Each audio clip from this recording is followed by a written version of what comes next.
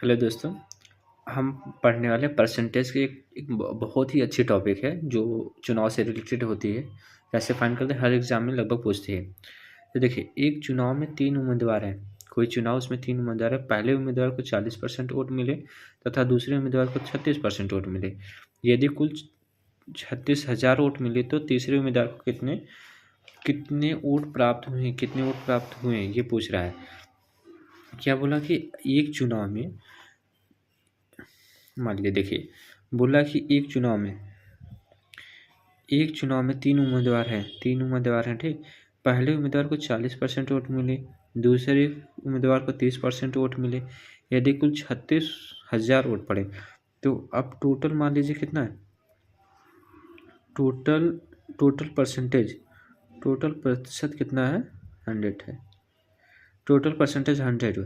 पहले को इसमें से दूसरे को तीसरे को, 3 उम्मीदवार हैं, तीनों को कितना मिला। पहले उम्मीदवार को 40% वोट मिला, दूसरे को 36% वोट मिला। कितने हो गए, ये 76 हो गए। कितना बचा, 24% जो वोट मिला ये तीसरे को होगा, ये ना। देखिए, ए बी सी, हमसे क्वेश्चन में बोला कि 3 उम्मीदवार है, पहले को 40% वोट मिला, दूसरे को 36% वोट मिला, तो तीसरे को वोट कितना मिला, परसेंटेज नहीं, तीसरे को वोट कितना मिला। तो हमने टोटल मान लिया, क्योंकि 100% टोटल होता है, तो उसमें से टोटल 100 है, तो इसमें से 40% ए पा गया, 36% बी पा गया और 24% सी पाया। तो हमें तीसरे को वोट पूछा है, तो ये हमारा टोटल वोट कितना है, 36,000 टोटल होगा। इसका 24% निकाल लेंगे, इसका 24% निकालेंगे तो कितना होगा, ये दोनों जीरो से कट गया। फिर इसके बाद इन दोनों को आपस में मल्टीप्लाई करें तो 360, इन दोनों को आपस में मल्टीप्लाई करेंगे, 360 गुणे 24, 304 गुणे 24 करेंगे।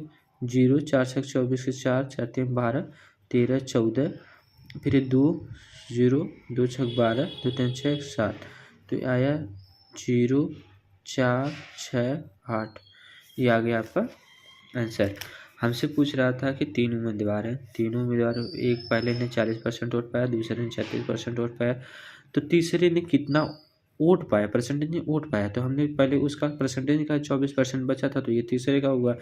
तो इसका 36,000 टोटल वोट पड़े थे, तो कुल वोट 36,000 पड़े थे, तो इसका 24% निकालेंगे तो ये हमारा 8,040 हो जाएगा। ये हमारा आंसर है।